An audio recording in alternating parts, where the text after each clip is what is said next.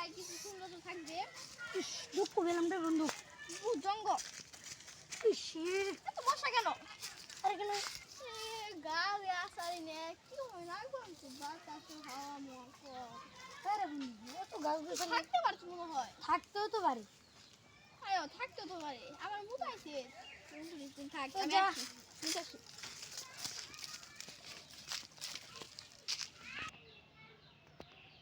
তুই সঞ্জনার জায়গায় মুচ্ছস তা কেউ বাঁচবি না, সকলেই মরবি, ওদের আর রক্ষা নেই, সঞ্জনা তোদের মেরে ফেলবে।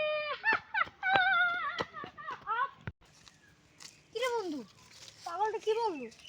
তাহলে বললো এখানে মানে গাছ পড়ে থাকি।